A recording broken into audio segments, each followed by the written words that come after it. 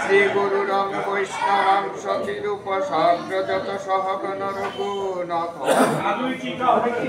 সাধুত পরিজন সহিত শ্রী রাধা কৃষ্ণ মদন সহগণ ললিত কৃষ্ণ করুণা সিন্ধু দীনবন্ধু জগৎপতি গোপেশ গোপিকা কান্ত রাধাকান্ত নমঃ তপ্ত কাঞ্চন বরাঙ্গিনী রাধে বৃন্দাবনেশ্বরী বিশ্ববন সুত দেবী প্রণমামি হরি ওম অখণ্ড মণ্ডলকারং ব্যক্তিঞ্জন জরাচরম তৎপদং দর্শিদং জন তস্मै শ্রী গুরবে ওম অজ্ঞানজ্ঞানন্দস্বগানন্দরশলাকয়া চক্ষুরায়োর্মিলিতং জন তস্मै শ্রী গুরবে বিন্দৈ তুলসী দীপৈ প্রিয়ৈ কাশবৎস কৃষ্ণ ভক্তি পদে দেবী সত্যবতী নমো বাঞ্ছা কল্পতরুভ্যশ্চ কৃপা সিন্ধুভ্যেব চ পতিতানাং পাবনেভ্যঃ বৈষ্ণবেভ্যো নমো নারায়ণং নমস্কৃত্য নরং চৈব নরোত্তমং দেবীং সরস্বতী ততো জয়মুদীর স্বরূপ সনাতন ভট্ট রঘুনাথ শ্রীজীব গোপাল ভট্ট দাস রঘুনাথ এই ছয় বসারি চরণ করি বন্দন যা হইতে বিঘ্ন নাশ অভীষ্ট ওম ব্রহ্মণ্যদেবায় ব্রহ্মণহিতায় জগদ্হিতায় কৃষ্ণায় গোবিন্দায় হরে কৃষ্ণ। সাধু সাধারণ বৈষ্ণব মণ্ডলী, আমাদের তো সংকল্প 1 মাস ভাগবত শ্রবণ করবেন। দেখেন, ভাগবত যখন শ্রবণ করতে আসবেন তখন শ্রবণই করবেন, আর অন্যদিকে ধাবিত হবেন না। অন্যদিকে যদি মন না যায় তাইলে কথাও আসবে না। হরে কৃষ্ণ। শ্রবণটাই তো মঙ্গল, প্রধান ওষুধটাই হলো শ্রবণ। তার মধ্যে আজকে হলো আবার কি দীপাবলি, না মানে কালী পূজা, তাই তো চলছে। দুর্গা পূজা, লক্ষ্মী পূজা, কালী পূজা, পূজা চলছে আমাদের। তো কালী পূজা, কালী আসলে মা কালী কে? ওনাকে আমরা কি রূপে দেখতেছি, কি দেখতেছি? কালী, কালীর দেখি অনেক নাম। কালী কি দুর্গা? দুর্গা কি কালী?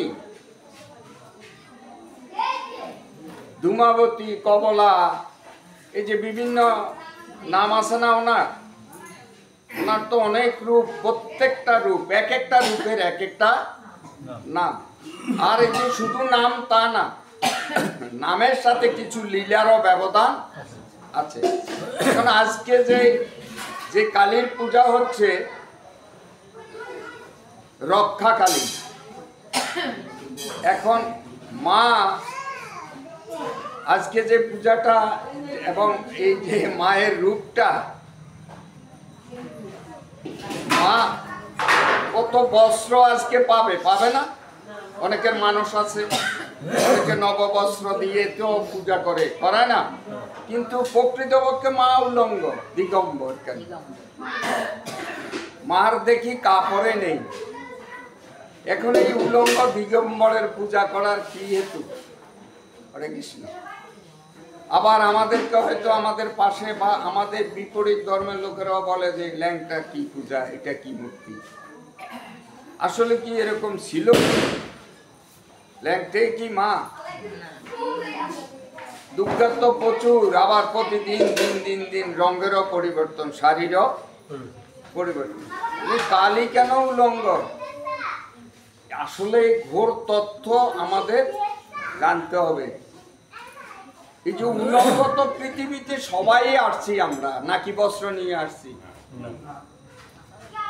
উলঙ্গ হয়ে আসি, আসছি তো। এখন যিনি আমাকে প্রসব করলেন, আমি যার মাধ্যমে আসছি, যার গর্ভ থেকে আসছি, সে তো বস্ত্রধারী ছিল, বস্ত্রধারী ছিল না?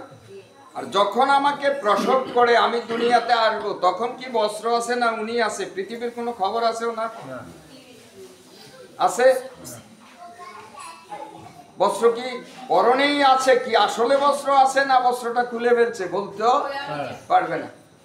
আবার কিছুক্ষণ পরেই, 1-1.5 ঘন্টা পরে উনি দেখা যায় বস্ত্রেরও খবর হইল, আর যে প্রসব করলো সে কে, সে কোথায়, হোক বা ছেলে বা মেয়ে, তাই না? এখন এই ছেলের জন্য বা এই মেয়ের জন্য মা কি করলেন? উলঙ্গ হয়ে গেল। কালী উলঙ্গ হলেন কার জন্য? কালীও তদ্রূপ। আপনারা, আমরা সবাই তো তার সন্তান, যেহেতু সে কালী মা, নাকি? তো মায়ের সন্তানকে রক্ষা করতে গিয়ে, অসুরকে দমন করতে গিয়ে, যে অসুর আমার সন্তানকে যেন কোনো আঘাত করতে না পারে, ওই মূর্তি যে ধারণ করেছে, তখন কি বস্ত্র ছিল কি ছিল না, এই দিকে ওনার কোনো নজর ছিল না। ওনার নজর ছিল যে আমি কখন শত্রু দমন করব। ওইখানে উনি কি দিগম্বর না বস্ত্রধারী এরকম ছিল না। তো উনি যে দিগম্বর কার জন্য? আমাদের জন্য। এখন আমরা কি? আমরা মানুষ, তাই না? আমরা তো সবাই মানুষ, কিন্তু আমাদের ভিতরে যে কি আছে, রক্ত মাংস নাকি?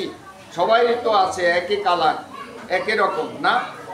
কিন্তু আমাদের ভিতরে যে আসরিকতা আছে, সেগুলা কি দেখা যায়? সেগুলা কিসের প্রকাশ হয়? হ্যাঁ, আচারে আসি, তখন দেখা যায় আমার যে অসুরত্ব কতটুকু আছে।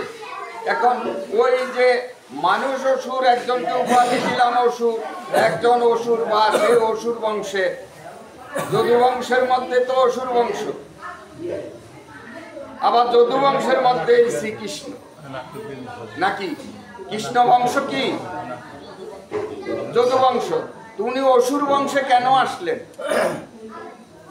উনি বলছে আমি যোগে যোগে আসি, কি করি? দুষ্ট দমন করি আর সাধু রক্ষা করি, আর ধর্মটাকে সংস্থাপন করি। তাইলে উনি দুষ্ট দমন করতে এসে দুষ্টের বংশের মধ্যে কেন আসলেন?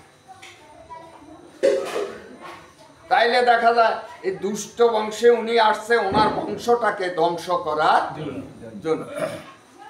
এখন আপনার আমার দেহে যে অসুরত্ব আছে, অসুরত্ব ধ্বংস হবে কিভাবে সেটা চিন্তা করতে হবে, যে আমার অসুরত্ব কিভাবে দমন হবে।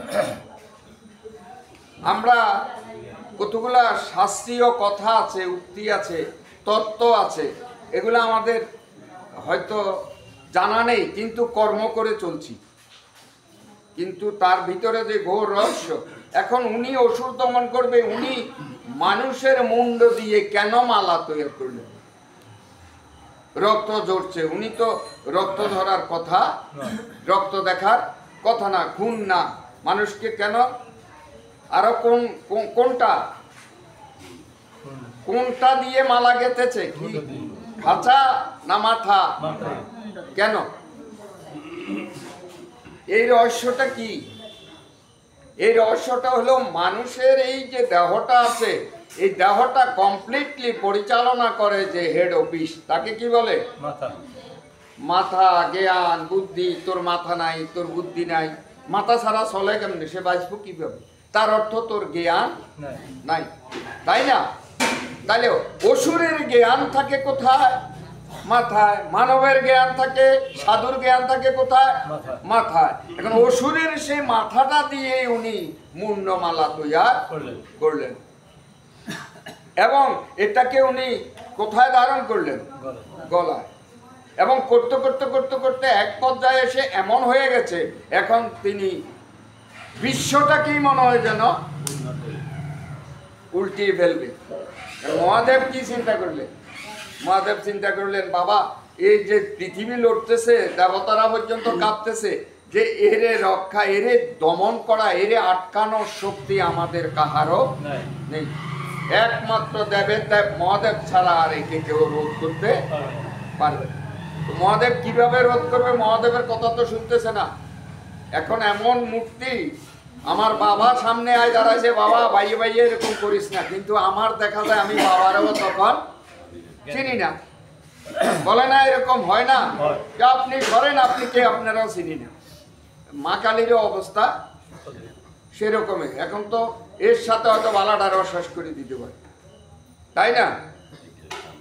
তো দেবের দেব মহাদেব চিন্তা করলেন যে কি করা যায়, কিভাবে তাকে রোধ করা যায়। উনি স্বয়ং শুয়ে গেলেন, আর ওনার বক্ষের উপরে যখন তার মা কালী চরণ করলো, তখন উনি জিহ্বাটাকে কি করলেন? বাইর করলেন। মানে আমরা যেমন একটা মিথ্যা কথা বা অপঘটনা শুনলে, বা অনেকেই বুড়ারা দেখা যায় এখনো জিহ্বায় কামড় দেয়, যেটা মানে এরকম একটা দুর্ঘটনা, হ্যাঁ, এমন একটা মিথ্যা কথা একজনে বললো, আরেকজনে হয়তো জিহ্বায় কামড়, সি সি এটা কি। তো সেখানে নজর করে দেখে যে দেবের দেব মহাদেব আমি কি করলাম, আমি এইবার তার ক্রোধ আরেকটা দিকে ধাবিত। তো আসলে অনেক রহস্য আছে। তো আমরা এগুলা যোগধর্মে যে পূজাগুলা করতাম, পূজা আমার এখনো হয়, সবাই আমার পূজনীয়, যাকে আমি পূজনীয় ভাবি তিনি আমার পূজ্য, ইনাকে আমি পূজা করি। কিন্তু যোগধর্মে এসে বলল সর্বধর্ম পরিত্যাজ্যং মামেকং শরণং। কৃষ্ণ সরাসরি বলে দিলেন, কোথায়? গীতার ৮ অধ্যায় ৬৪তম শ্লোকে। কাকে বলছে? অর্জুনকে বলছে, অর্জুন এত ধর্ম তোমার কোনো প্রয়োজন নেই, তুমি আমাকে ভজন করো, আমাকে স্মরণ করো, আমার উপরে সব কিছু অর্পণ করো। এখন তো আমরা পারছি না, যেহেতু আমরা এখনো গৃহে আছি, আমরা সেরকম হইতে পারি নাই। আমরা সেরকম যখন হইতে পারি নাই, আমরা একনিষ্ঠ এখনো হইনি। একনিষ্ঠ হইলে হওয়া যায়, করা যায়, পারা যায়। আমরা এখনো একনিষ্ঠ হইতে পারি নাই। বিভিন্ন আমাদের সামাজিক অনেক অনেক অনেক ত্রুটি আছে। পূজা করবেন না তা ঠিক না, পূজা করবেন। আপনার পূজনীয় যা আমার গৌরাঙ্গ মহাপ্রভু নিজে আচরণ করে জীবকে শিখাইলেন, শিক্ষা দিলেন যে আমি না করিলে জীব তাহা করিবে না। তাই উনি সবাইকে, এই শিবলিঙ্গকেও পূজা করতেন, শিবকেও করতেন, কালীকেও করতেন, সবাইকে উনি। কিন্তু আসলে উনি ভজন রাজ্যে মূল ভজনটা দেখাই দিলেন, কৃষ্ণ ভজন কর জীব, কৃষ্ণ ভজন ছাড়া আর তোমার আর কোনো গতি নাই, এবং কৃষ্ণ ভজন করলেই তোমার গতি হবে। তো আমরা তো পাচ্ছি না। এখন তিথিতে লক্ষ্মী পূজা ঘরে না দিলে লক্ষ্মী খায় না। হরে কৃষ্ণ থাকবো, মনের মধ্যে কেমন লাগে। কিন্তু লক্ষ্মী তো বৈকুণ্ঠেও যাইতে পারে নাই। আপনি তো ভজন রাজ্যে আপনি গুপি হয়ে গেছেন, আপনার কি আর লক্ষ্মী পূজার দরকার আছে? লক্ষ্মীর থেকেও তো আপনি উপরে। আসলে আসল লক্ষ্মী হইল ঘরের লক্ষ্মীর পূজা আগে করতে হবে। ঘরের লক্ষ্মীকে, ঘরের লক্ষ্মীর পূজা আগে করতে হবে। ঘরেই তো জ্যান্ত লক্ষ্মী, লক্ষ্মী তারা লক্ষ্মীর অংশ। হয়তো বা কেউ কেউ এখন বর্তমান যোগ হিসাবে পিচাসী হয়ে গেছে, তারা সেই আচরণগুলা মানে না, সেই বিধিবিধানগুলা মানে না। কিন্তু না, আমাকে মানতে হবে, আমাকে বুঝতে হবে। দেখেন, যখন দ্রৌপদীর চুলের মুঠিতে ধরলেন, তখনই তার যা আছে সব শেষ হয়ে গেছে। এখন দ্রৌপদীটা দিয়ে জগৎটাকে দেখাইলেন। এখন আমরাও অনেক সময় এমন ক্রোধান্বিত হই, যেহেতু আমরা খাই তো ক্রোধের জিনিস, বিকার, এই জন্য আহারের বিচার আসে ধর্মে, যে এমন আহার করিও না যে আহার করিলে তোমার হেড অফিস ঠিক থাকে না। এখন ফট করে আমি আমার স্ত্রী, এটা তো আমার স্ত্রী, আমি বিয়ে করে আনছি অগ্নি সাক্ষী করে, এটা আমার অনেক ছোট, এটা আমার অনেক নিচা, এটা আমার অনেক খেলনার পুতুল, তাকে আমি চুল চেপে ধরে ফেললাম। কিন্তু শাস্ত্রে বলছে যেদিন তুই ধরছিস সেদিনে তোর হাতের লক্ষ্মী শেষ। ও বলতে হবে না, এটা আমার বিধান। যেমন বিধানগুলাই ভাগবত, ভাগবতই ভগবান। এই কথা যিনি পালন করে তিনি ভাগবত পূজা করে, তিনি ভগবানকে পূজা করে। তাহলে ভাগবত শ্রবণ করতে আসছি তো, বিধানটা আসছে শ্রবণ করিলেই তোমার ব্রহ্মশাপ মুক্ত হয়ে যাবে। কিন্তু শ্রবণ করতে এসে যদি শ্রবণ না করি, বাজে কথা বলি, তাহলে আমার ব্রহ্মশাপ আস্তে আস্তে আরো এটা কি হইতেছে, ওজনে ভার হচ্ছে। বুঝতে পারছেন তো? আজকে দীপ দিয়েছেন, মাকে পূজা করবেন, অসুরত্ব বধ হবে।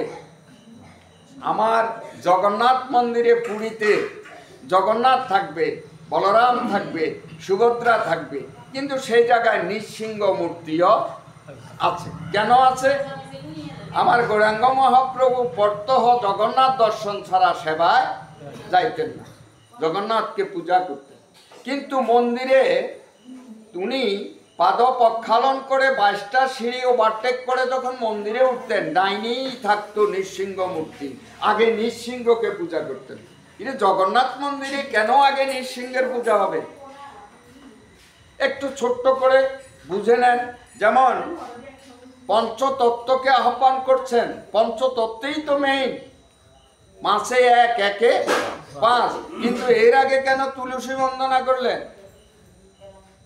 তুলসী বন্দনা করেছেন আপনি পবিত্র হওয়ার জন্য, আপনার এই স্থানটা পবিত্র হওয়ার জন্য। এই স্থান পবিত্র না হলে, তুলসী না আসলে পঞ্চতত্ত্ব আসিবে না। তদ্রূপ আমার প্রভু জগন্নাথ দর্শন করতেন, যে আমার দেহের যে অসুরত্ব আছে, এই মূর্তিটা দেখলে আমার কি হয়, অসুরত্ব দূরে চলে যায়। দেহে অসুরত্ব থাকা অবস্থায় যত বড় গোবিন্দের চরণে প্রণাম করেন, প্রণাম গিয়া পচিবে না। আপনার ভিতরে শান্ত ভাব, যাকে বলে সাত্বিক ভাব, আসিতেই হবে। তাহলে দেখেন, আগে জগন্নাথকে দর্শন করতে হবে, তারপরে জগন্নাথ যিনি এই নৃসিংহ মূর্তিটা যিনার কারণে সৃষ্টি হলেন, তিনার নাম হলো প্রহ্লাদ। প্রহ্লাদও কখনো নৃসিংহ মূর্তি চোখে দেখে নাই, কিন্তু ওনার প্রেম, বিশ্বাস, আত্মবিশ্বাস আছে যে আমার গোবিন্দ এই ফিলারটার ভিতরেও আছে। আমার গোবিন্দ সর্বত্র আছে, প্রত্যেকটা জীবের ভিতরে আমার গোবিন্দ আছে। বলে দিল কারে? বাবা। বাবা হলো অসুর, হিরণ্যকশিপু। ওরে বাবা, হ্যাঁ, গোবিন্দরে খোঁজ করে, তোর কৃষ্ণ করে, কৃষ্ণরে তো 1 আষাঢ়ের বেশি 2 আষাঢ় লাগবে না আমার, কিন্তু আমি টোকাইয়ে হাই না, মারবো কি যাবে? তুই যে কৃষ্ণ কৃষ্ণ কস, তোর কাছে কি আছে? বলে আছে। কই, আজকে তো আমি তোরে মারব, আমার পুত্র তুই, আমি নিজ হাতেই তোরে শেষ করবো। বহু চেষ্টা করছি তো পারি না, আজকে আমি করবো, দেখি তোরে এখন কৃষ্ণে বাঁচাইতে পারে। কিন্তু প্রহ্লাদের এত আত্মবিশ্বাস যে আমার কৃষ্ণ এখানেও আছে। এই বিশ্বাস কি আমাদের আছে? কৃষ্ণ মোটেও নাই। যখন কার্যক্রমে যাই তখন আমাদের এগুলা থাকে না, বিশ্বাসে নাই। বিশ্বাসে কি মিলে? আর তর্ক করলে বহুদূর। এখন দেখাই দিলে পিলারের ভিতরে আমার কৃষ্ণ আছে, পিলারে যখন মুষ্টিঘাত করলো, এই নৃসিংহ মূর্তিটা তখন বাইরে হলেন। এখন প্রহ্লাদ ওই নৃসিংহ মূর্তি দেখে ভয় পাচ্ছে। আবার যেইভাবে আমার পিতারে উদ্ধার করছে বক্ষ ছিঁড়ে, এখন তো উনি হলেন সিংহ মূর্তি, আমারও যদি ধরি এরকম, আহা, আমি তো কখনো গোবিন্দ দেখি না, গোবিন্দের কি এই মূর্তি?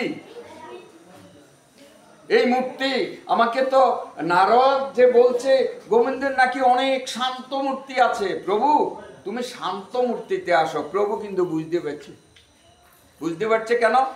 যে বুঝতে পারছে তো আমার ভক্ত আমাকে ভয় করছে, আমাকে ভয় করতেছে, তার ভিতরে এখন আর আমি কৃষ্ণ নাই, যেহেতু সে আমাকে ভয় করে। কৃষ্ণকে ভয় করলে কৃষ্ণ মিলবে না। ভাগবত বলছে প্রেম করো, আমার সাথে সম্বন্ধ করো, আমার সাথে প্রেম করো, আমাকে তোমার গৃহের একজন সদস্য তৈরি করো, বাবা করো, মা করো, নতুবা তোমার কি করো, পূজনীয় করো, নতুবা তোমার স্বামী করো, নতুবা তোমার প্রেমিক করো, একটা করে আমাকে নাও, আমার সাথে সেই আচরণটাই তোমরা করো। আমরা তো গোবিন্দ দেখলে ভয় পাই, যেমন ঠাকুরের ছেলে গোবিন্দের মালা দিবে তাও তো ভয় পায়, আমার দেওয়াটা হয় না হয়, কি জানি হয়, কেমন জানি হয়। আমার ভক্তি থাকতে মালা উল্টা গেলেও বাধ্য হয়ে যাবে, কিন্তু মূলটা হলো আমার ভক্তি থাকিতে হবে। এবং ভক্তির প্রথম শাস্ত্রটাই হলো ভাগবত। মুখে বলি কিন্তু ভক্তি আমাদের, যেমন কিছু কিছু বাক্য আছে শাস্ত্রে বলে বা আমাদের পূর্বপুরুষরা বলছে যে মার সাথে খারাপ আচরণ করিও না, তাইলে তোমার কোনো ধর্ম হবে না, মাকে ছেড়ে দেওয়া যাবে না, মাকে ছেড়ে কোনো ধর্ম হবে না। শাস্ত্র বলে, সবাই বলে না? হ্যাঁ, আবার গ্রাম্য ভাষায় বলে মা মরলে আর মা পাওয়া যাবে না, স্ত্রী মরলে স্ত্রী পাওয়া যায়, বলে না এরকম? বলে তো, কিন্তু শাস্ত্রে উল্টাই দিল, মা মরলে মা পাওয়া যায়, স্ত্রী মরলে আর স্ত্রী পাওয়া, যোগ উল্টে গেছে, যার জন্য ভাষাটাও উল্টে দিছে। এখন প্রমাণ দিল একজনের মা মারা গেছে, এই তো রোদন, মা ভক্তি খুব পুত্র। যেমন আমার গৌরাঙ্গ মহাপ্রভু মাতৃভক্তি শ্রেষ্ঠ, চৈতন্য চরিতামৃতে একটা অধ্যায় আছে, শ্রেষ্ঠত্ব লাভ করছেন কি পরিমাণে ভক্তি মায়ের প্রতি। কিন্তু মারে ছেড়ে দেব আমি গোপালকে পাবো, বাবাকে ছেড়ে দেব আমি গোপাল পাবো, এই হইল এখন বর্তমান যোগ। মা বাবার প্রয়োজন, মা বাবা কি আমাকে স্বর্গে নিতে পারবো?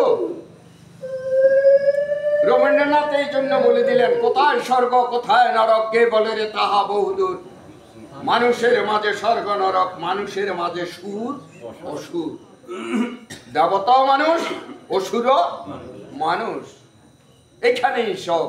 কিন্তু আমরা ভাবি কি মরণের পরে জানি আমারে একবারে স্বর্গে নিয়ে যাবে, কোথায়? এমন একটা আরামের জায়গা যেখানে আমরা অমৃত অমৃত অমৃত ভাব। কিন্তু না, এখন এক ভদ্রলোক বলে দেখেন এটা এখন আর বলবেন না, কেন? যোগধর্মে তা বলছে না। যোগধর্মে হলো স্ত্রী গেলে স্ত্রী পাওয়া যায় না, কিন্তু মা গেলে মা পাওয়া যায়। বলে কেমনে?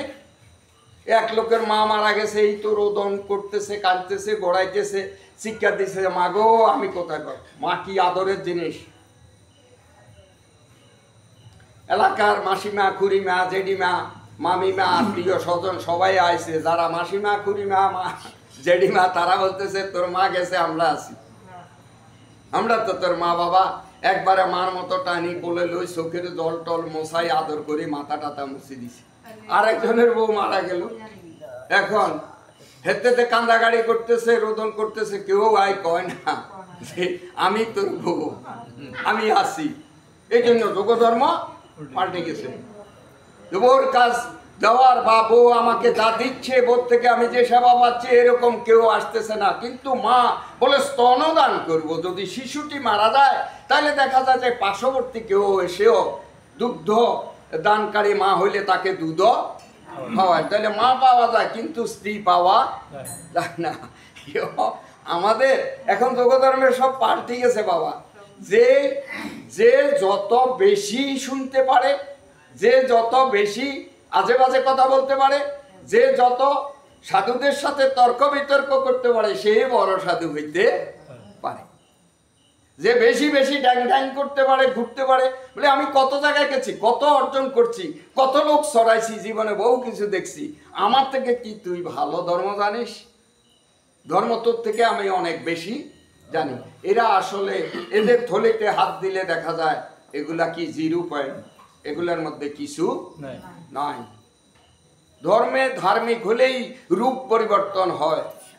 যখন এই ফল অতি ছোট অঙ্কুরের পরে, ফলের মুকুলের পরে, ফুলের পরে একটা বোটা ধারণ করে, তখন সে কত সূক্ষ্ম, তারপর একটু বড় হয়, তারপর বাতি হয়, তখনও তার রং কিন্তু পরিবর্তন হয় না। যখন সে পাকে তখন কিন্তু অলরেডি তার রং পরিবর্তন হয়ে যায়। সাধু তদ্রূপ, সাধু খুব, যেমন আম খাওয়া নিষেধ কখন? আপনাকে কি চৈত্র মাসে না যাওয়া পর্যন্ত আম খাইতে পারবে না। কেন বলছে শাস্ত্রে? আসলে শাস্ত্র দিয়া যদি না বলতো আপনি মানতেন না। আপনি একটা কচি আমটাকে ফাটাইয়া বা মুখে নিয়ে দেখবেন আপনার ঠোঁটটা জ্বলে গেছে অ্যাসিডের মতো, তার ভিতরে যে কত অ্যাসিড। আর সেই আমটাই এমন একটা সময় আসে সে যে কত মিষ্টি, কত রসালো হয়। মানব সাধু তদ্রূপ। আমরা এখন এমন অবস্থায় আছি, আমরা তো ওই যে অ্যাসিড অবস্থায় আছি। যদি বলি না বাবা আমি মধুর রসে আছি, আসলে তা না, এটা প্রমাণ হয়ে যায়। কারণ শাস্ত্রকার বলছে বৈষ্ণব সাধু অলওয়েজ তারা পরাজিত, কারোর সাথে তারা তর্ক করে। হরে কৃষ্ণ। গতকালকে আমরা আলোচনা করেছিলাম ভাগবতের ভূমিকায় ছিলাম, যে ভাগবতটা কোথা থেকে আসলো। এখন এই ভাগবত নিয়ে 1 মাস যজ্ঞ করব। আরেকজন বা আমার ছেলে আমাকে জিজ্ঞেস করলো, আমার মেয়ে জিজ্ঞেস করলো, মা ভাগবত যে শুনছো, শুনো, এটা আইসে কোন আনতে মা? এটা কি ভাসতে ভাসতে পড়ে গেছে, না কোন গাছে ধরছে, না কোন গাছের ফল, এটা কি? তখন আমি যদি উত্তর না দিতে পারি, সে শিখবে কোথার থেকে? উত্তর আমি তখনই দিতে পারবো যখন আমি তাহা জানবো। ভাগবতে দৌড়াই চলে গেলাম কি একবারে একাদশ স্কন্ধে, লীলার ভিতরে চলে গেলাম। লীলা কোথায় হয়েছে? লীলা কখন হয়েছে? আমার জন্মেই হয় নাই, আমার লীলা হবে কখন? তো ভাগবত উৎপত্তি কোথায়, কিভাবে আসলো, কেন আসলো, কোন উপকার করতে আসলো, তা আমাদেরকে জানতে হবে। আমরা গতকালকে আলোচনা করেছি ভাগবত এসে গেছে, এখনো ভাগবত প্রসার হয় নাই। ভাগবত এখনো যাদের মাধ্যমে আসছে এক জায়গায় এসে স্টপিস হয়ে গেছে, এখনো সে পাচ্ছে না। যারা পাচ্ছে তারা দিয়ে দিছে, 2 জন 3 জন হ্যান্ড ওভার করলেন, কিন্তু লাস্ট যিনার কাছে ভাগবত জমা তিনি এখনো লোক পায় না, ভাগবত দিতে পারে না। আমরা ওখান থেকে একটু আস্বাদন করি। একবারে সময়টাকে এত বেশি শেষ করে আসেন কেন? আপনি আশা তো হয় একটু আগে আসলে একটু, আজকে তো অনেক বেশি বিলম্বে আসছেন। এখন 2টা শ্লোক আস্বাদন না করলেই বলবেন যে সময় হয়ে গেছে। আবার কারো হয়তো ক্লান্তি এসে গেছে, হ্যাঁ ভাগবত শুনতে পারবেন না। ক্লান্তি, সারাদিন পরিশ্রম করলে আমি দেখলাম আজানের আগেও অনেকে উঠে কর্ম করে, তার অবস্থা এখন কি হইতে পারে? যত মহাভাগবত, যত অমৃত তার মুখে ডলে দিলেও কাজ হবে না। সেটা থাকতে হবে, ক্যাপাসিটি থাকতে হবে। হরে কৃষ্ণ। এখানে দিয়ে একটু ঝামেলা বেশি, সেই জন্য আমরা ভাগবতের বাইরে অনেক কথা বলে ফেলছি।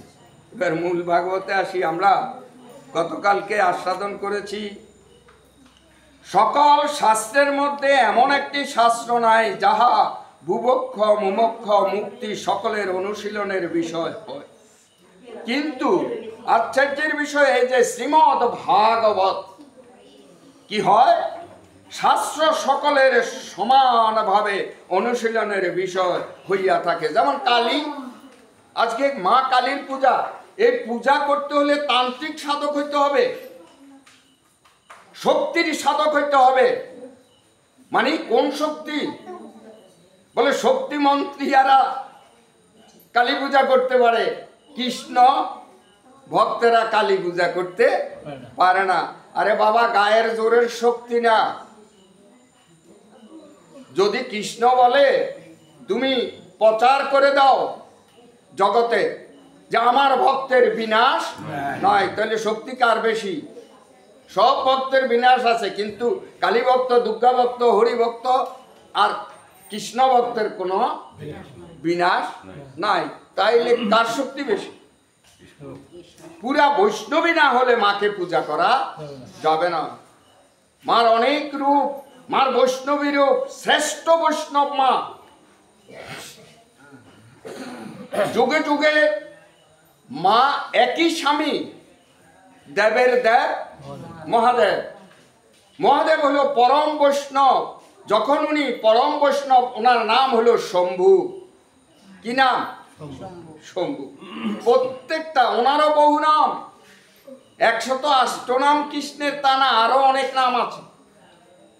শম্ভুরও অনেক নাম আছে, মহাদেবেরও অনেক নাম আছে। এক একটা নামের এক একটা লীলা। যে লীলা যিনি দর্শন করেছেন সেই তার ওই নামটা তখনই রাখছে। বুঝতে পারছেন? এখন পার্বতী বলল, দেখো বহুদিন হয়ে গেছে, একটু বৈষ্ণব সেবা দিই। মহাদেব 2বার 3বার বলার পরে মহাদেব তো কথা একটু ছাপি কয়, মহিলারে ভয় করে, মহিলা একটু ক্যাশ একটু বেশি করে।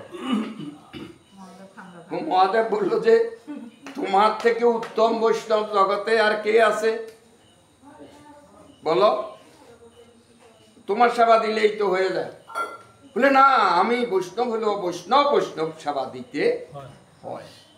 মহাদেব কয় আমার চোখে পড়ে না, তুমি হইলে উত্তম, আর বৈষ্ণবীর মধ্যে তুমি উত্তম, বৈষ্ণবের মধ্যে হইলাম আমি। আর দেখি আমার সাথে গোবিন্দের সাথে হইল বন্ধুত্ব।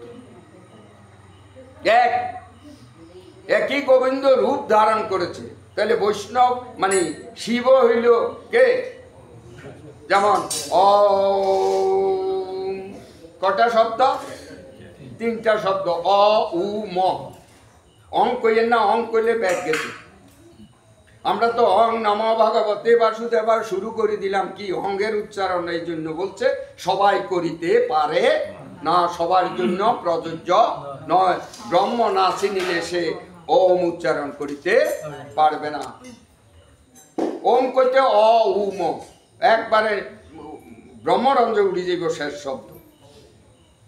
হ্যাঁ, আর অং অং শুরু করলে স্বর অনুষ্কার নাকি? তো বলে এই অ উ ম ব্রহ্মা বিষ্ণু শিব 3টা উচ্চারণ, 3 1 1 3। আমি যখন 3টা রূপ ধারণ করি, আমাকে করতে হয়, বাধ্য হয়, তখন আমার 3 নামে আমি পরিচিত হই। যখন আমি সৃষ্টির কাজে লাগি, তখন আমি ব্রহ্মা। আমি ছাড়া সৃষ্টি জগতে হয় না। আর শ্মশানে এই যে সংহার আমি করি, তখন আমি মহাদেব, দেবের দেব মহাদেব। আর তোমাকে যখন এক জায়গা থেকে ওই সমুদ্রে ছেড়ে দেয়, আমি তখন তোমাকে পালন করি, তাই আমার নাম হলো বিষ্ণু। বুঝতে পারছেন? তাহলে 3 1 1 3। এখন পার্বতীরে বুঝায়, পার্বতী কয় না, কথাই না, আয়োজন করো, বৈষ্ণব সেবার আয়োজন করো। এবার বৈষ্ণবদেরকে আহ্বান করলেন। বৈষ্ণবরা তো আসলো, পার্বতী নিজ হাতে রন্ধন করলেন। রন্ধন কাজটা সেরেই একটা মোহিনী রূপ ধারণ করলেন, যে রূপের দিকে তাকাইলে আর নজর ফিরে না। বৈষ্ণবী কমপ্লিট বৈষ্ণবী রূপটা ধারণ করে ফেললেন। এখন যারা আসে বৈষ্ণব সেবায়, এর ভিতরে 2-4 জন ছাড়া আর বেগুন শুধু চেহারার দিকে চায় বেশি। হরে কৃষ্ণ, রূপের দিকে। কি রূপ? ওই বাহ্যিক যে মোহিনী রূপ, ওনার কিন্তু নজর সেদিকে নাই। উনি বলে রন্ধনও করেছি আমি, বন্টনও করব আমি। এখন বন্টন করে দিয়ে যাচ্ছে, অমৃত পড়ছে, কিন্তু ওই অসুরদের অমৃতের প্রতি, প্রসাদের প্রতি নজর কোন দিকে? যিনি ভান্ডালে ঘুরে ওনার দিকে। হিরে বাবা এই কি রূপ, এই রূপ তো আর জন্মের পরেও দেখি নাই। উনি কিন্তু সবে দেখতেছে আর সম্ভব হয়ে হাসতেছে। খেলা দেখো, আমি তো না করছি, আমার কথা শুনো না, আরো একবার না করছি বাপের বাড়ির যে কি গড়াইলা, পৃথিবী আমি শেষ করে দিতাম। তোমরা তো কথা শুনো না, এবার বুঝো। এইবার তো উনি ভিতরে ভিতরে খুব কি বৈষ্ণব এরকম হবে কেন? বৈষ্ণব বাহ্যিক রূপের জন্য পাগল হবে কেন? কেন তার কাছে কাম থাকবে? তার কাছে থাকবে প্রেম। কামটাকে যিনি জয় করতে পারে ওইটারই পরিবর্তে নাম হয় প্রেম। যার বীর্য নিগম হয় তাকে বলে কাম, আর যে বীর্য ব্রহ্মরঞ্জে ঊর্ধ্বে উঠে তাকে বলে প্রেম। তখন এই বস্তু ব্রহ্মার সাথে তার প্রেম হয়। রক্ষা করতে পারে? সবই তো পারে, সবই তো পণ্ডিত হয়ে গেছে। কারো আসলে ভাটা ভরে গেছে বলে আমি শিখে গেছি। যেমন অনেকেরই সন্তান, এটারে কি বলে? সন্তান হয় না, তাদেরকে কি বলে? হ্যাঁ, বন্দা। কিছুদিন পরে যদি কয় আই এটারে কি কয় সংসার করি না, ইচ্ছা করি, আসলে তো তোর এই ন বেটা, ব্রহ্মচর্য পালন করছি আমি। আসলে গড়াইতে গড়াইতে 10,000 কবিরাজের কাছে পর্যন্ত গেছে, সন্তান উৎপাদন করার ক্ষমতা নাই। এবার উপাধি লাগাইলেও কি চুলটুল বাকি গেছে, বুড়ো হয়ে গেছে, বলে আমি তো নেই না ওই কারণে। কেন? আমি ব্রহ্মচর্য পালন, আসলে উদার ঠুলঠুল। এরকম হইলে হবে না, তার কাম প্রেম বুঝতে হবে কি। এখন পার্বতী সেবার পরে বললো যে এ বৈষ্ণব মহোদয়গণ, আমি সবার কফিনটা একটু পরীক্ষা করব। হরে কৃষ্ণ, জাগা তার দিল। কার কফিন ভিজায় একটু চাই। কফিন ভিজবো কি লেগে, তিনি কি জল ডালে দিছেন নাকি গ্লাসটায় জল পড়ে গেছে? হ্যাঁ, মহাদেব বসে বসে হাসতেছে, বলে তোরা এই জন্মে তো হয়েছিস, পরজন্মে তোরা হবি মর্কট বৈষ্ণব। এই আশীর্বাদ দিল। এটা আশীর্বাদ না অভিশাপ? যে বৈষ্ণবের রূপও যদি পরজন্মে ধারণ করস, কিন্তু তোরা হবি মর্কট। মর্কট মানে বানর। মর্কট অর্থ কি? বানর। চৈতন্য চরিতামৃতে দেখবেন মর্কট বৈষ্ণব হওয়ার চাইতে আমার গৌরাঙ্গ মহাপ্রভু বলছে গৃহস্থ থাকা অত্যন্ত উত্তম, বলে নাই? তো পার্বতী তো মহাবৈষ্ণব, পার্বতীও বৈষ্ণব সেবা দিয়েছেন। আর এই যে লীলাগুলা করেছেন, তো বলে উনি বৈষ্ণব হইলে কেন দেখি অনেক বলি টলি তো হয়। বলি আসলে উল্টা পাল্টা হয় আর কি। আমরা খাওয়ার জন্য রুচিসম্মত যে বলি দেই, বলি হলো কি আসুরিকটাকে বলি দাও। যত আসুরিক আছে মা তুমি সব নিয়ে যাও, তোমার চরণে আমি বলি দিলাম। সেটা দেয় না, কয় হাঁটাই গিয়ে তো মোটামুটি হইব, কেজি সারি কইব, ইগা হইলে মোটামুটি আগে মশলা কিনে এলে। এরকম হইলে তো আসলে ধর্ম নয়। যখনকার সময় বলি ছিল, যখনকার সময় যজ্ঞে ছিল, যজ্ঞের পশু বলি দিয়ে সে পশুর মাংস গ্রহণ করা যেত, তাও আমাদের শাস্ত্রে আছে। কিন্তু যোগ ধর্মে বলছে না না, ওটা বা যোগে ধর্মে যেমন আমি সবাইকে একত্র করে ফেলছি, অনেক ধর্মটাকেও এরকম আমি একত্র করে ফেলছি। আবার কিছু ধর্ম আমি বেদে তোমাদেরকে নিষেধ করলাম, তোমরা তাহা করিও না। এখন আমার এই শাস্ত্রে বলতেছে কি সুন্দর দেখেন, এখানে বলতেছি কি আমরা তো বাহু যুগল এবং এটা পাইলাম যে ঘটন প্রণালীটা গতকালকে আস্বাদন করেছি, করি নাই? যে প্রথম স্কন্ধ, দ্বিতীয় স্কন্ধ হইল ওনার চরণ যুগল। তাহলে ওনাকে গোটা এই ভাগবত গ্রন্থটাকেই ভাগবত তৈরি করে ফেললেন। 2 পা কি, 2 উরু কি, নাভিপত্য কি, বক্ষস্থল কি, কণ্ঠ কি এবং 2 বাহু কি এবং ওনার ব্রহ্ম রন্ধ্র। এখানে সে ভাগবতটা মনে হয় গতকালকে আমরা আস্বাদন করেছি। আজকে তারপরে যারা এই কি কি বিষয় আছে, বিষয় ভোগের অতজন মুমুক্ষ। মুমুক্ষ কাকে বলে? যারা বিষয়ে আসক্ত, তাদেরকে বিষয় ভোগ বিরত অজ্ঞান নাশে উদ্যত জন মুক্ত। যারা বিষয় ভোগ থেকে মুক্ত তাদেরকে বলা হয় মুক্ত, খোলা স্বাধীন, তারা হলো মুক্ত। সকল এসনার অতীত জন শ্রীমদ্ ভাগবতকে পরম অবলম্বন পরম কাম্য মনে করিয়া সদা অনুশীলন সেবন জীবনযাপন করিয়া থাকেন। শ্রীমদ্ ভাগবত সেবনে সকলেই আসক্ত হইয়া থাকেন। মুক্তজন, মহাজন, মুমুক্ষজন, সভাজন, বুভুক্ষজন, অভাজন। শ্রীমদ্ ভাগবত এমন অপাকৃত সর্বপ্রার্থিত পিছু পরিবেশন করছেন, এমন দিব্যভাবের উদ্যত উদ্যময় হইয়াছে যাহার তারা অঘটন ঘটিয়েছে। মহাজন, সভাজন, অভাজন এই আসনে উপবেশন, এই পীযুষ সেবনরত কৃতকৃত্য হইতেছে। ওই একই আসনে উপবেশন করিয়া শ্রীমান ভগবান ওই পীযুষের পরম পরিতৃপ্ত হইতেছে। ভগবান শাস্ত্র সেবনে অনধিকারী, তিনি শাস্ত্রের প্রতিপাদ্য আরাধ্য, সেই জন্য শ্রী ভগবানের শাস্ত্র সেবনের প্রয়োজন নাই। ভগবানের কি শাস্ত্র সেবন করার প্রয়োজন আছে? আমরা এখন করে ফেলি তো, যে ভগবান আমি যখন উপাস হয়েছি তুইও থাক, আজকে তোরে আমি ভোগ দিব না, আমি খামু সাবু, তোরেও দিব সাবু, কারণ আজকে আমার একাদশী। এটা ব্রত করলেন, ধরেন একাদশী ব্রত করেন, এখন একাদশী ব্রতীরা বলতেছে আজকে অন্নভোগ ঠাকুরের হবে না। কেন? অন্ন আমরা আজকে নিতে পারবো না। তো আমরা খাওয়ার লাইনি গোবিন্দের সামনে উলু উলু করেন। গোবিন্দের কি ভোগ আসেনি? গোবিন্দের কি উপবাস আসেনি? তাহলে গোবিন্দের ভোগ তো চলতে থাকবে। বলে প্রসাদ তাহলে কারে দিব? সবাই তো একাদশী খায়, কারণ 5 জন একত্র হইলে 2 জন একাদশী থাকলে ওই 3 জনও কয় আমিও থাই, না থাকলেও কয় খাই। এখন প্রসাদ এত সামনে কেমনে নিব? বলছে ভাগবত, যদি কেউ উপবাস থাকো, ব্রত করো, তাহলে প্রসাদটাকে বন্দনা করে রেখে দাও, আগামী দিন তুমি তাহা দিয়া ভারণ করিও। কিন্তু গোবিন্দের ভোগ তুমি বন্ধ রাখতে পারবে না। আমরা তো এখন তাই করি না সব জায়গায়।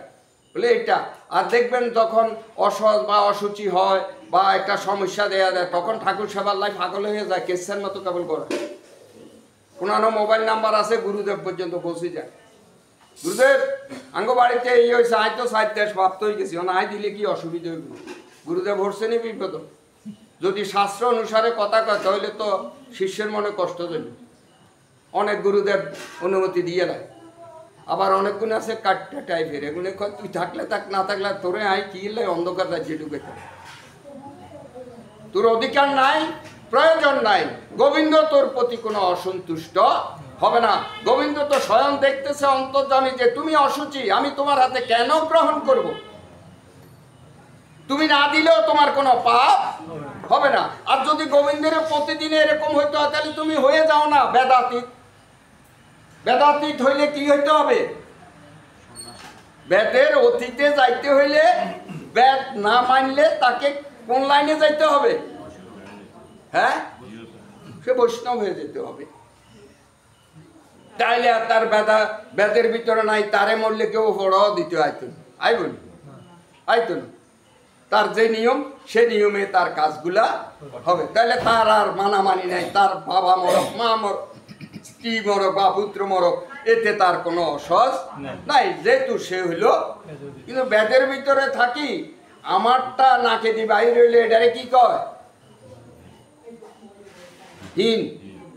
আর সাধুরটা বাইরে হইলে কয় ঘি, নাকি হেটা ডাইনাতে বামাতে ধরলেও পাবে না। এরকম কোনো শাস্ত্র আমাদের আজও সৃষ্টি হয় নাই, এরকম কোনো শাস্ত্র নেই। শাস্ত্রের সমান আপনাকে লাইন দিছে, আপনি লাইনে যান, আপনি পরিবর্তন হয়ে যাবেন। আপনি বেদাতীত হয়ে যান, আপনাকে কেউ বলবে না তোমার অসৎ আছে, বলবে না আমার অসৎ আছে, আমি অসৎ অবস্থায় বিন্দাজি সেবা দিতে পারছি না, এটা বিন্দাজিও জানে, আমিও জানি। তাইলে আমার অপরাধ যে 6 বার ফোন করণের কি দরকার? গুরুদেব কোনটা করলে আমার ঠিক হইব? আমি তো 4 দেশও চলে গেছি, 16 দেশ পার হয়ে গেছি, সংজ্ঞা ভাঙ্গি গেছে। কারো উঠছি নামতাম হারি না, সংজ্ঞা গেছে ভাঙ্গি, নাম কেমনে গুরুদেব? এগুলা ঠিক নয়। এরকম বহুত উত্তর বহুত আসে। একাদশী দিন অন্ন গ্রহণ করিলে কি হয়? পাপ হয়। কিন্তু এমন এমন কিছু সাজেশনে চলি, একাদশী দিন অন্ন খাই, দ্বাদশী দিন একাদশী পালন করি। একাদশী দিন যদি অন্নের ভিতরে কি প্রবেশ করে?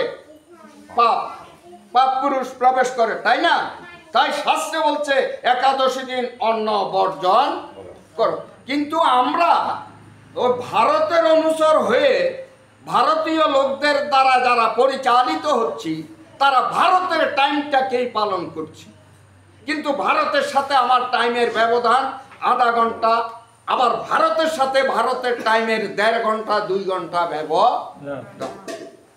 সেটার দিকে চাইছি। বাংলাদেশেই তো পঞ্জিকা তৈরি করছে, বাংলা টাইম অনুসারে পঞ্জিকা তৈরি করছে। তাহলে আমি সেটা দেখব, সেটা দেখে আমি একাদশী করব। ইস্কন কইছে কালকা, কিন্তু দেখা গেছে কালকা দ্বাদশী যায় ত্রয়োদশীর মধ্যে ঠেলাঠেলি করে। তাহলে একাদশী দিন খাইলেন অন্ন ডাঁড়ে, খাইলেন কি জানি উনি কি খাইলেন? পাপ খাইলেন। পারণের দিন করলেন আপনি উপবাস। একাদশী দায় ভারণ না করলে কোনো ফল নাই। এটার দিকে তো নজর থাকতে হবে। এরকম বহুত বহুত একাদশী দিন আমি দেখলাম যিনি বাবা এটার কোনো দোষ ত্রুটি নাই, হরিভক্তি বিলাসে যে টাইম দিল তাই আছে, তারপরও কয় কি কয় না না না না আমরা করছি এটা। অনেকে করে নিম্বাক্য মতে, আগাও বুঝে না গোড়াও বুঝে না। লেখা আছে নিম্বাক্য মতে পরাহে। আরে আমি কি নিম্বাক্য মত না গড়ীয় মত? গড়ীয় মতের কথা অর্ধ, অর্ধ মানে আজকে। তাহলে এটা লেখা আছে আজকে, আর ওটা লেখা আছে রাম ভক্তদের জন্য হইলো, মারোয়ারিরা ওই ধর্মটা বেশি পালন করে তাদের জন্য হইলো পরাহে। একাদশী কবে ছিল না? এই পৃথিবীর সৃষ্টি থেকে একাদশী ছিল। কিন্তু দেখেন তখন একাদশীর একটা বিধান ছিল কি? বাবা মরলে মা মরলে 1 বছর তুমি একাদশী বাবা পালন করিও, রবিবার পালন করিও, এইবার পালন করিও, মানে এইবারে বারে তুমি নিরামিষ খাইও, আর অমুক দিন একাদশীটা পালন করো। তারপরে তুমি একটু সুচিতা রক্ষা করো, বাহ্যিক ক্রিয়া টিয়া করলে জল দিয়ে সেটা শোচা করবা। এগুলা বলতো না? বলতো। আবার সেই সময় শাস্ত্রে উল্লেখ আছে, বেদে উল্লেখ আছে, স্বামী যার আছে সে সদপা, আর যার স্বামী নাই বিধবা। বিধবার একাদশী একান্ত, কিন্তু সদপার একাদশী। তখনকার কথা বলতেছি, আবার চাইয়েন হুনি যাই গড়া যাইব হিটকেন না বলে পাঠকে কইছি, কথা আগে বুঝি লইতে হবে। কি বলছে? যে স্বামী যাহা আজ্ঞা করে তাহেই স্বামী হইল তোমার মহা গুরু। ভাগবতের 7ম স্কন্ধে যাবেন, সেখানেই দেখতে পাবেন যে গৃহস্থ বধূর কোন আইন পালন করিতে হয়। স্বামী যদি বলে বা এই তোমার একাদশীর দরকার নাই, তাহলে তোমার একাদশীর দরকার নাই। আর তুমি তারপরও জোর করে রইলা। স্বামী দুপুর বেলায় কইলো যে কিরে ভাত রাঁধছ? বলে রাঁধছি। বলে আরে আলু সিদ্ধ করে দিয়েছ, 2 টুকরা মাছ ভাজি করে দে। শাস্ত্রে কয় হ্যাঁ দিতে হবে। কি বলছে? দিতে হবে, কারণ গুরুদেব তোমাকে আজ্ঞা দিয়েছে। বুঝতে পারছেন তো? তো আসলে বেকুব স্বামীরা এরকম করে না। আমার বউ একাদশী ব্রত করছে, আমি আজকে বৌরাতা এই কাম করাইতাম না। এবং আরো কিছু দৈহিক চাহিদা থাকলেও দিতে হবে, সেটাও বেদে উল্লেখ করা, শাস্ত্রে উল্লেখ করা আছে। এবং 7ম স্কন্ধটা দেখলে বুঝতে পারবেন যে কি আদেশ দিয়েছে।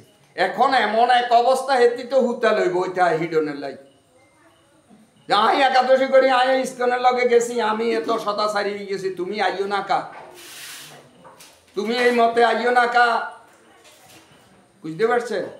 এরকম বহুত। তো একাদশী করব, একাদশী টাইম অনুসারে করব। কলকাতার লগে আমাদের আধা ঘন্টা, আর কলকাতার লগে মাদ্রাজের 1.5 ঘন্টার ব্যবধান। বুঝতে পারছেন? টাইম এখনো তো যারা অনুষ্ঠান দেখে তারা দেখে না, বলে না এই অনুষ্ঠানটা 9:30টায় আরম্ভ হবে। আসলে আমাদের দেশে আরম্ভ হয় 10টা। কি জন্য? তাহলে সূর্য উদয়ের এক মুহূর্ত যদি আগে কারো প্রাণ যায়, তাকে আগের দিন ধরে না পরের দিন ধরে? আগের দিন ধরে। একটা মুহূর্ত মাত্র, আর এক মুহূর্ত পরে গেলে তার পরের দিন। আর একাদশী আধা ঘন্টা 1.5 ঘন্টা ব্যবধান হয়ে যায়। আমরা কেন ভারতেরটা, আমি বসত করছি বাংলাদেশে, আমি কেন ভারতের টাইমটাকে পালন করবো? করতে গিয়া তো আমি বাতের ভিতরে যে ওষুধ আন্দাইছে এই ওষুধ খেয়ে এলাম, পরের দিন আর সাধু হইলাম। হবে? হবে না। এগুলো একটু বাসি চলতে হবে, বুঝতে হবে, বা বুঝার মতো লোকের থেকে বুঝে নিতে হবে। ওই যে অতে কইছে হেতেই মানে সেরা তা না। সাধু একাদশী নাইনি, সাধু সব নিজে আচরি ধর্ম জীবকে শিখায়। সাধু যদি না আচরণ করে তাহলে তো ভক্তেরা করবে না। তবে একটা কথা কিছু কিঞ্চিত আছে ভাগবতে, সে পর্যায়ে আমরা এখানে অনেকেই যাইতে পারি নাই। অনেকে বলতে মনে হয় না যে যদি একবারেই বৃন্দাবনে চলে যাওয়া যায়, কমপ্লিট আমি বৃন্দাবনবাসী হয়ে যায়, তাহলে আমার জন্য এসব অত কিছু নাই। কারণ শ্রীকৃষ্ণ স্বয়ং বলেছেন। হরে কৃষ্ণ। কি বলছেন? কে কি বলছেন নাকি?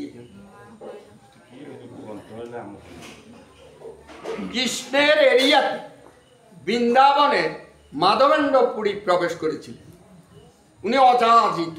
অযাচিত মানে কারো থেকে কিছু যাচ না করে খেতেন না। জুবি আগা উবি গ্রহণ করেগা। বাতাস আসতেছে আমনে আমনে, বাতাসটাকে উনি গ্রহণ করতেন। আবার আপনি নিয়া হয়তো একলার জল দিচ্ছেন, হয়তো বা সেটাও গ্রহণ করছেন। এখন বৃন্দাবনে নতুন ভাবে আসছে, বৃন্দাবন এরিয়াতে আসছে, বলে রাত্র হয়ে গেছে, আমি এখানে যাপন করব। এটা আপনার ভাগবতে আছে। তো উনি তো উপবাস। এখন একটা বালক 1 গ্লাস দুধ, 1 বাটি দুধ নিয়ে বাড়ি সহ আসলেন। এই বৃদ্ধ, এখানে কি করো? রাত্রে হয়ে গেছে তো, রাত্রিটা এখানে যাপন করবো, তো তুমি খাবে কি?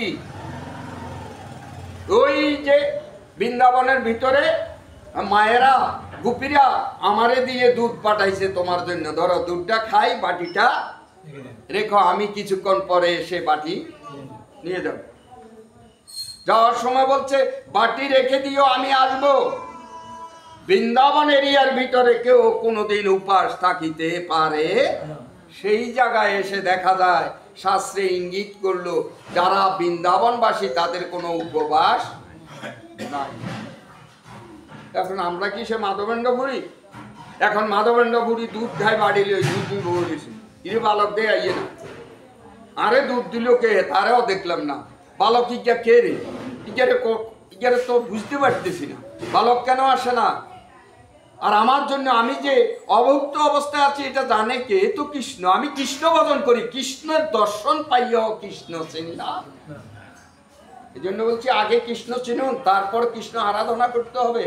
কৃষ্ণই তো চিনি না। হ্যাঁ, এখন তো মাধবেন্দ্র পুরী হায় হায় করতেছে, কৃষ্ণ আমার জন্য দুধ আনলো, আমি কৃষ্ণকে দেখিও কৃষ্ণের কিছু করতে পারলাম না, দর্শন পেয়েও তো বুঝলাম না, কথাও বলতে পারলাম না। হায় রে, মাথায় পিটাপিটি আরম্ভ করলেন। তো সেই জায়গায় ভাগবত সুন্দর উল্লেখ আছে যে বৃন্দাবন এরিয়ার ভিতরে, আমার এই বৃন্দাবন এরিয়ার ভিতরে কেউ উপবাস থাকিতে পারে না।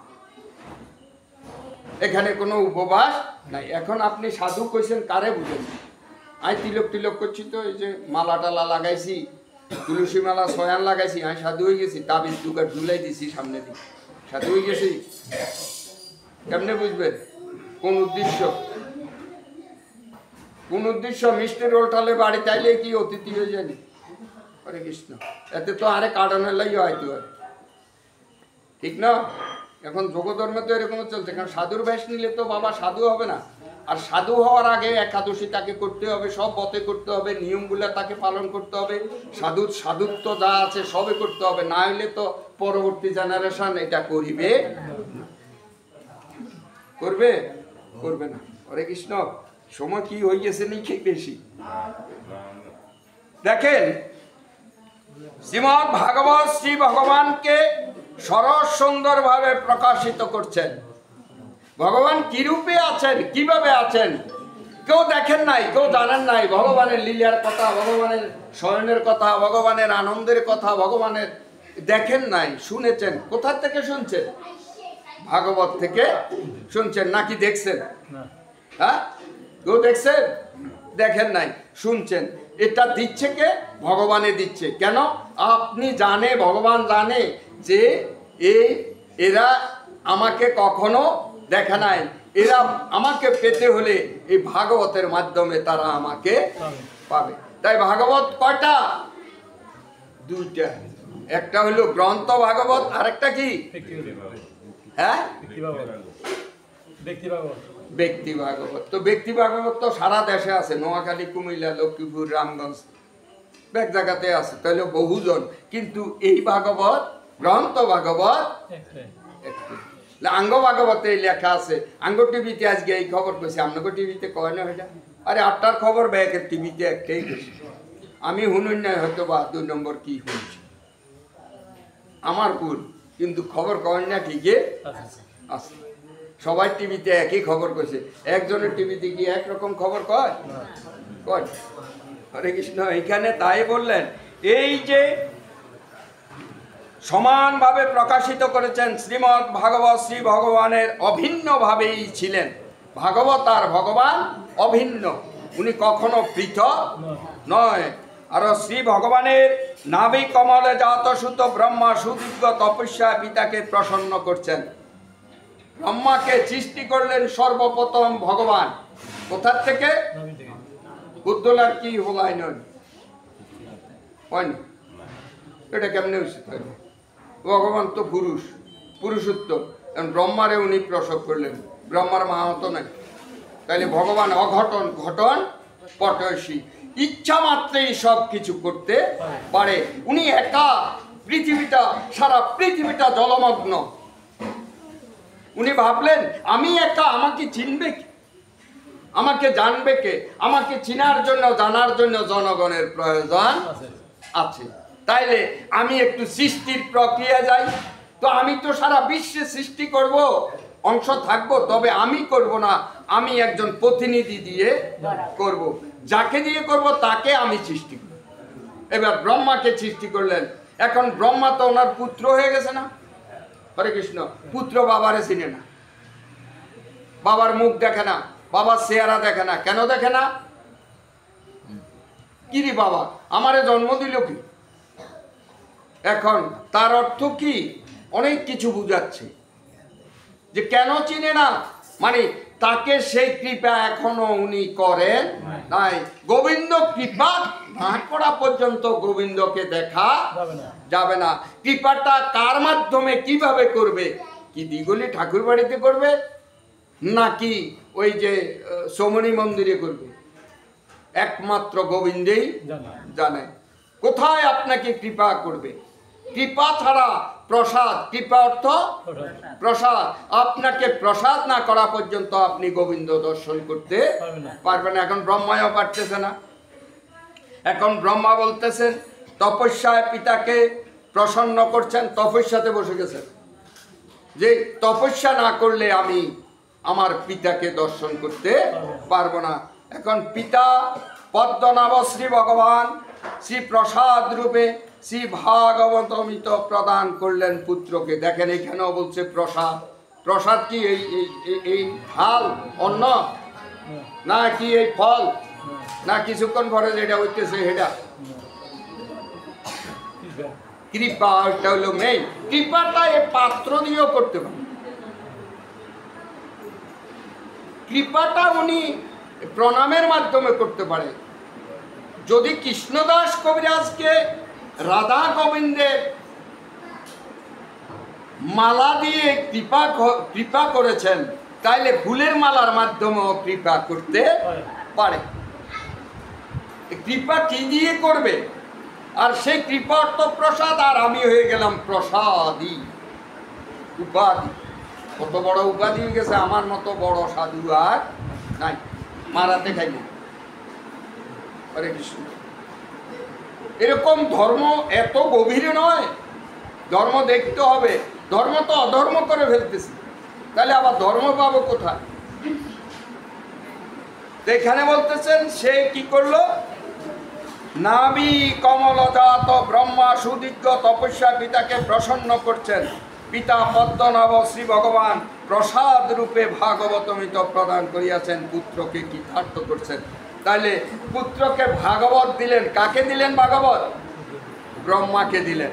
কি বলছেন? শ্রীমান ব্রহ্মা ভগবত ভিন্ন, শ্রী ভাগবত প্রাপ্ত হইয়া সফল মনোরথ হয়েছিলেন। ব্রহ্মা চতুশ্লোকাত্মক শ্রী ভাগবত সকল তত্ত্ব রহস্য উপলব্ধি করিয়াছিলেন। এবার ব্রহ্মা ভাগবত বুঝতে পারছেন। তাইলে যে ভাগবতটা ভগবান দিছে, এই ভাগবতটা হইল চতুর্শ্লোকী ভাগবত। কয়টা শ্লোক? 4টা শ্লোক। তারপর কি করলেন দেখেন, তত্ত্ব রহস্য উপলব্ধি করিয়েছেন। এই শ্রীমৎ ভাগবত শ্রী ভগবানের সকল ভাব বিভূতি সংগ্রহ শ্রী নারদের সঙ্গমে বিনয়ে তুষ্ট হইয়া শ্রী ব্রহ্মা এই সংগ্রহ রূপ শ্রীমৎ ভাগবত তাহাকে প্রদান করছেন। চলিয়াছে এবার ব্রহ্মার পুত্র নারদের কাছে এবং বলিয়াছেন, বৎস নারদ, শ্রী ভগবত প্রদত্ত শ্রীমৎ ভাগবত অতি সংক্ষিপ্ত, তমে তৎ বিপুল কুরু, তুমি ইহাকে বিপুল আকারে প্রকাশিত করো। এবার নারদ ভাগবত নিয়ে ঘুরতেছে। হরে কৃষ্ণ। এই শ্লোকটা মনে হয় গতকালকেও আমরা আস্বাদন করেছিলাম।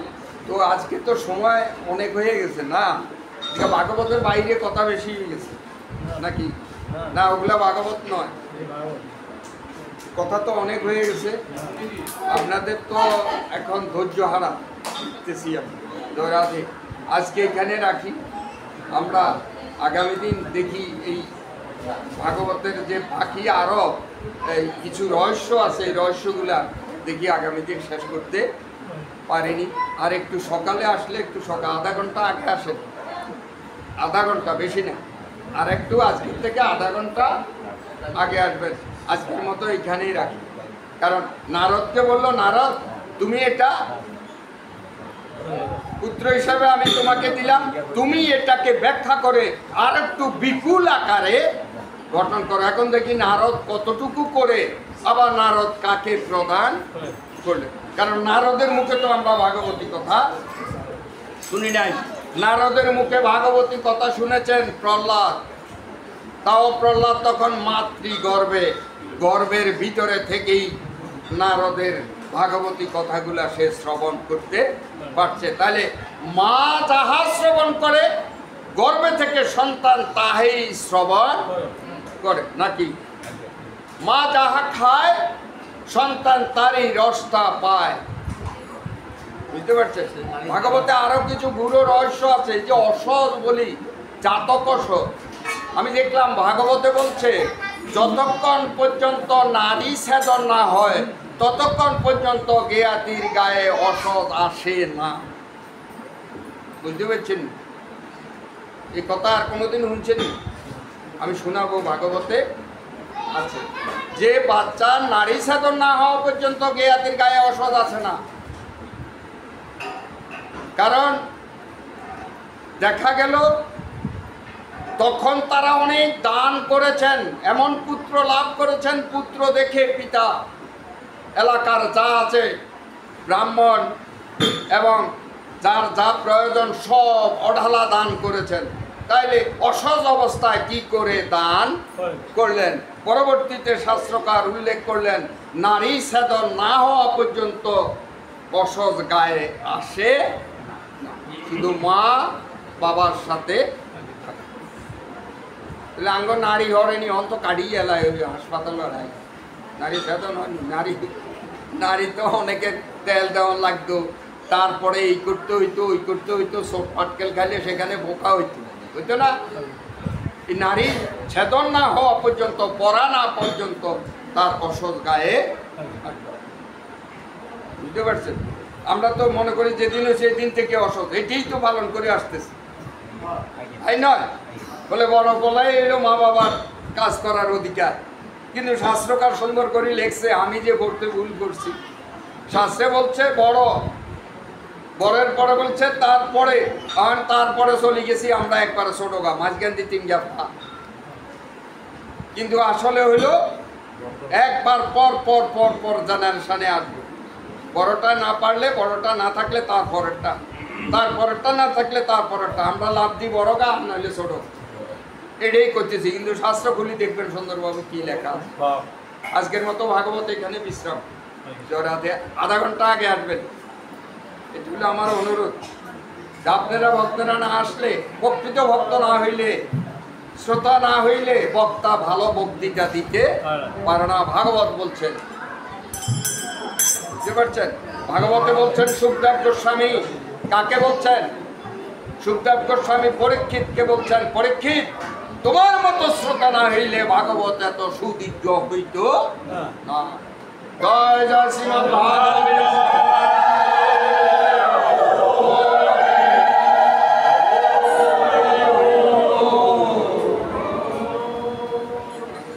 জয় জয় সাধু গুরু বৈষ্ণব।